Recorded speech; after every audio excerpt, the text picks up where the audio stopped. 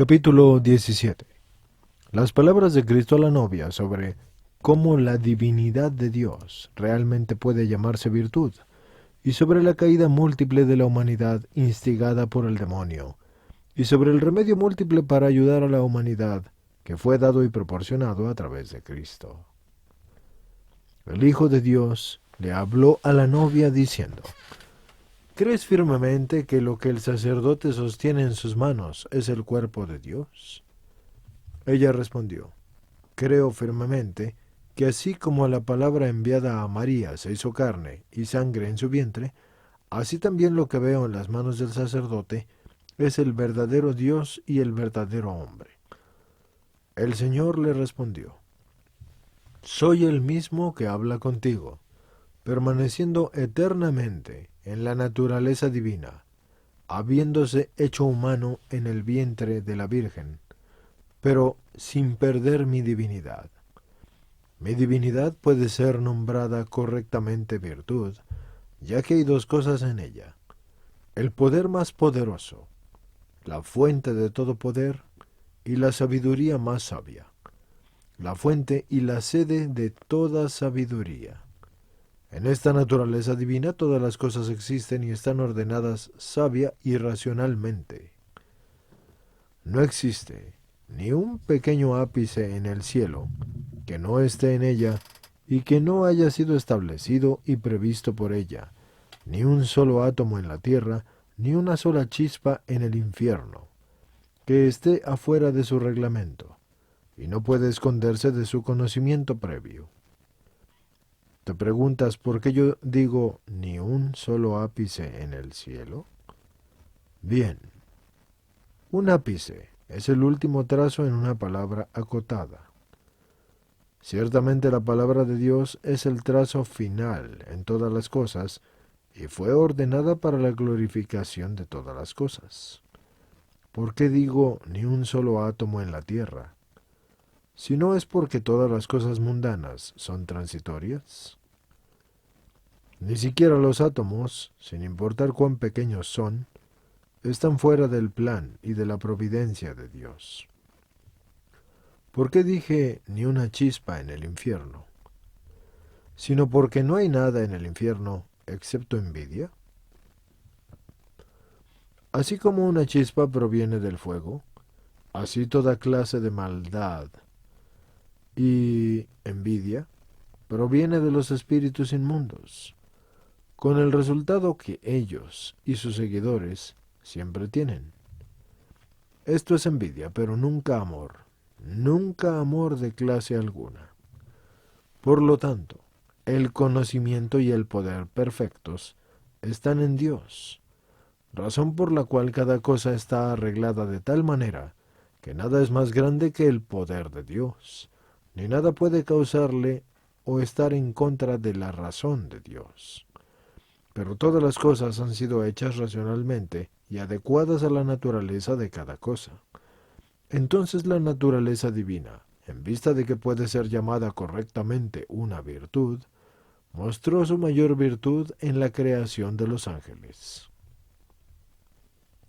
Los creó para su propia gloria y para su deleite, para que pudieran tener caridad y obediencia, caridad por la cual aman a nadie más que a Dios, obediencia por la cual obedecen a Dios en todas las cosas. Algunos ángeles se fueron por mal camino en forma malvada, y malvadamente pusieron su voluntad en contra de estas dos cosas. Volvieron su voluntad directamente en contra de Dios, tanto así que la virtud se les hizo odiosa, y por lo tanto lo que estaba opuesto a Dios les era amado. Debido a esta dirección desordenada de su voluntad, merecieron caer. No fue que Dios causara su caída, sino que ellos mismos se la causaron a través del abuso de su propio conocimiento. Cuando Dios vio la reducción en los números de los huéspedes celestiales, que había sido causada por causa del pecado, nuevamente mostró el poder de su divinidad, porque Él creó a los seres humanos en cuerpo y alma. Les dio dos bienes, específicamente, la libertad de hacer el bien y la libertad de evitar el mal. Porque dado que ya no iban a ser creados más ángeles, fue apropiado que los seres humanos tuvieran la libertad de elevarse, si así lo deseaban, al rango de angelicales. Dios también le dio al alma humana dos bienes, específicamente una mente racional, para poder distinguir lo opuesto de lo opuesto y lo mejor de lo superior, y fortaleza para poder perseverar en el bien. Y sí, señores, les hago una aclaración aquí. Si dice para poder distinguir lo opuesto de lo opuesto. Y para los que no entiendan a qué se refiere esto, se refiere al hecho de que podamos reconocer lo opuesto del bien con lo opuesto del mal, o lo que se contradice de una cosa con otra. Por eso está bien dicho cuando dice lo opuesto de lo opuesto. Así pues, continuando con la lectura. Y lo mejor de lo superior, y fortaleza para poder perseverar en el bien. Cuando el demonio vio este amor de Dios por la humanidad, consideró así en su envidia. De manera que Dios ha hecho una cosa nueva, que puede elevarse a nuestro lugar, y por sus propios esfuerzos, que nosotros perdimos a través de la negligencia. Si lo podemos engañar y causar su caída, cesará en sus esfuerzos y entonces no se elevará a dicho rango. Entonces, habiendo pensado un plan de engaño, engañaron al primer hombre y prevalecieron sobre él con mi justo permiso. Pero, ¿cómo y cuándo fue derrotado el hombre? Con seguridad, cuando dejó la virtud e hizo lo que estaba prohibido, cuando la promesa de la serpiente lo complació más que la obediencia a mí. Debido a esta desobediencia no pudo vivir en el cielo, ya que había odiado a Dios, y tampoco en el infierno, ya que su alma, usando la razón, cuidadosamente examinó lo que había hecho, y tuvo la contrición por su crimen. Por esta razón, el Dios de la virtud, considerando la bajeza y la desgracia humanas, arregló una clase de encarcelamiento o lugar de cautiverio, en donde las personas pudieran llegar a reconocer su debilidad y expiarse por su desobediencia, hasta que pudieran merecer elevarse al rango que habían perdido. Pero mientras, el demonio, tomando esto en cuenta, quería matar el alma humana por medio de la ingratitud, inyectando su escoria en el alma. Obscureció tanto su intelecto que ya no tenía ni amor ni temor a Dios. Fue olvidada la justicia de Dios y su juicio fue despreciado por esa razón. La bondad y los dones de Dios ya no fueron apreciados y cayeron en el olvido. Por lo tanto, Dios no fue amado y la conciencia humana estuvo en un estado miserable y cayó en mayor vileza, a pesar de que la humanidad estaba en dicho estado. Y aún así, no faltaba la virtud de Dios, y en vez reveló el Señor su misericordia y su justicia. Reveló su misericordia cuando le reveló a Adán y a otras buenas personas que obtendrían ayuda en un momento predeterminado. Esto agitó su fervor y amor a Dios.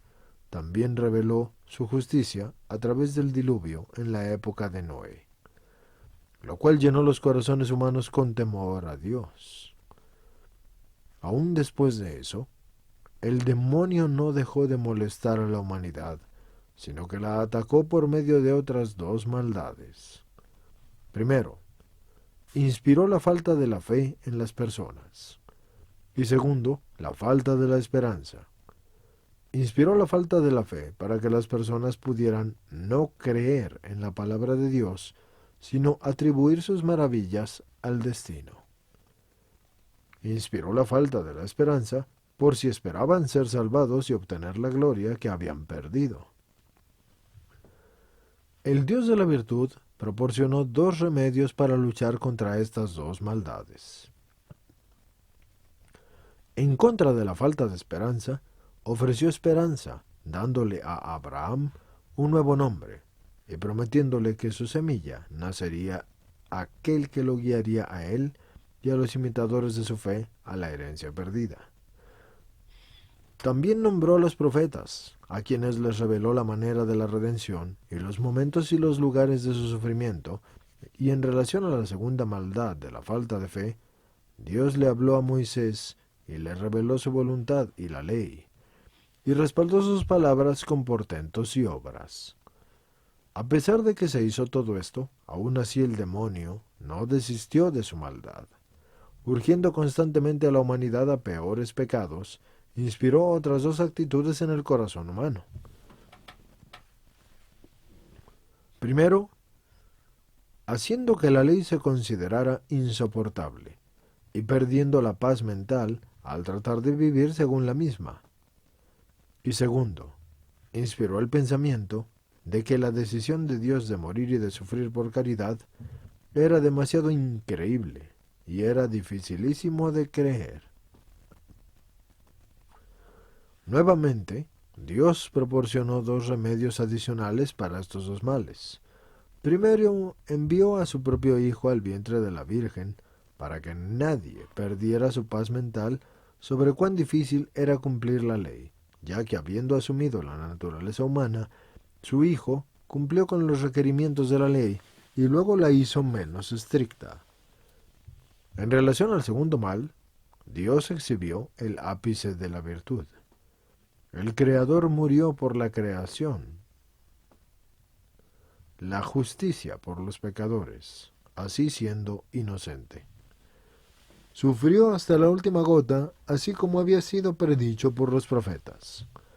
Y aun entonces la maldad del demonio no cesó, sino nuevamente se elevó en contra de la humanidad, inspirando dos males adicionales.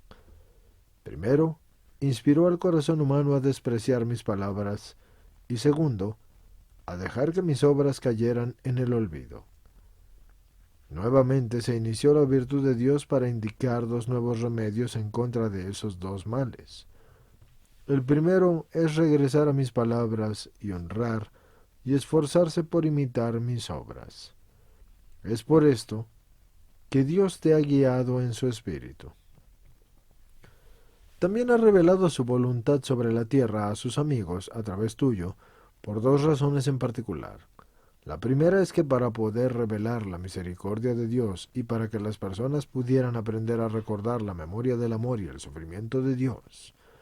Y la segunda es recordarles sobre la justicia de Dios y hacerlos temer la severidad de mi juicio.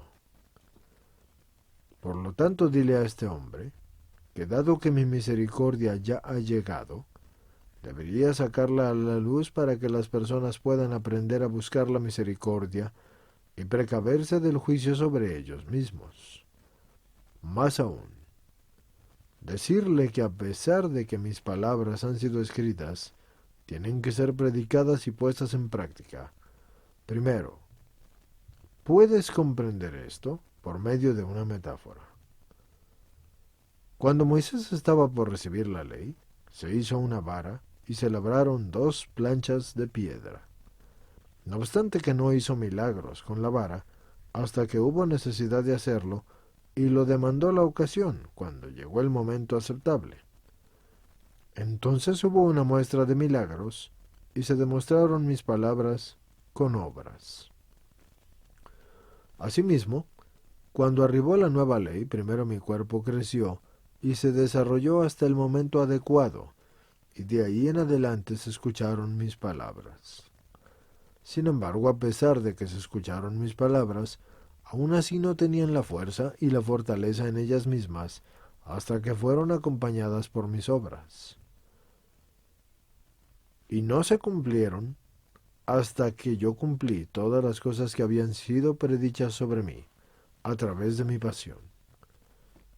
Ahora es lo mismo.